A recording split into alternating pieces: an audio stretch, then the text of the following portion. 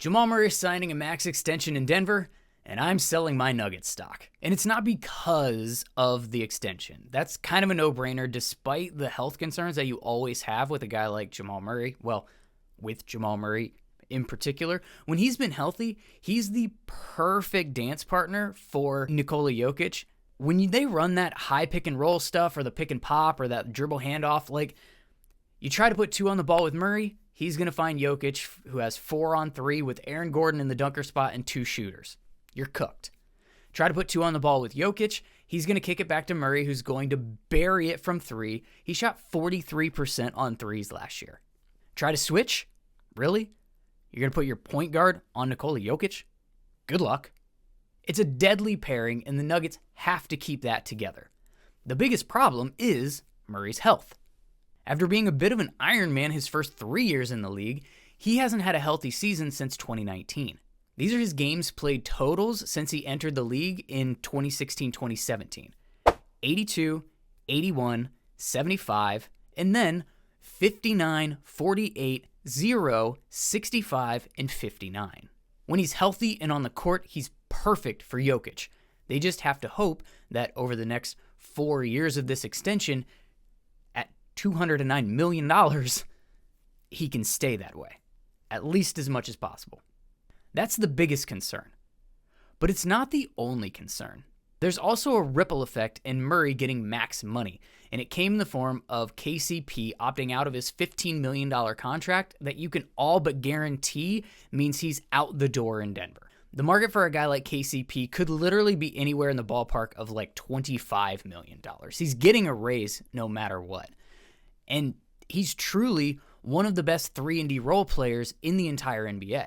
It's no coincidence that this guy's won a ring in 2 of his last stops where he's shared the floor with a star like LeBron James or Nikola Jokic. And there are some other notable teams, Philly, perhaps, who are ready to throw a bag at somebody to pair with their star. He's shot at least 38% from 3, 6 of the last 7 seasons, and he even got some Defensive Player of the Year votes in his last year with the Lakers. So the 3 and the D are there. We'll let that one go.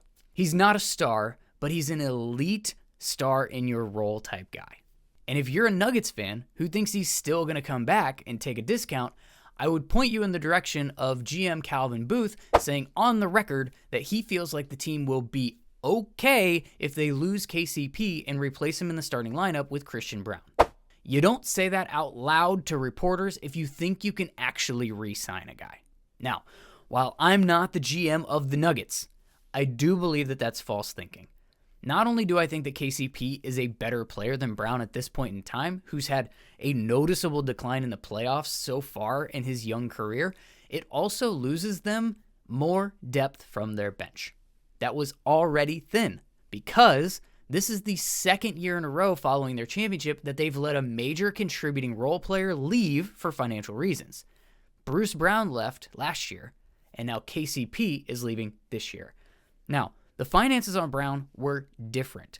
They couldn't offer him the money that he was getting in free agency. He went for like a $20 million contract, and I believe they were only able to offer him 6. They just, quite frankly, literally did not have enough money to give him to stay. But that is not the case with KCP. And after losing Bruce Brown when you couldn't help it, their depth took a hit. They weren't quite as good of a team, and they lost in the second round. Now you're going to lose KCP when you can help it. You'll put Christian Braun into the starting lineup, and you'll once again have less depth and less talent on your roster. And the financial reasons do make sense. Bringing back KCP at market value, I believe, puts them over the first and possibly into the second apron, which can come with a ton of roster restrictions. I'm not a cap guru by any means, and I'm still learning the aprons, so I could be a little bit off on that. But either way, it seems to be enough of a deterrent that they're clearly not going to do it. And with these money-motivated moves, they may be necessary with what the new CBA is designed to do, but Nikola Jokic continues to see his perfectly built championship foundation being stripped away and chipped away at the base kind of every season, one good role player at a time. They're still going to be good. They're still going to be near the top of the West, but the West isn't getting easier. Other teams are getting better. Young stars are getting experience. And I don't see how you can look at the Nuggets as anything other than getting progressively worse. So I think it's a very realistic conclusion to come to you and say the championship window for the Nuggets has closed. Do you agree? Let me know in the comments.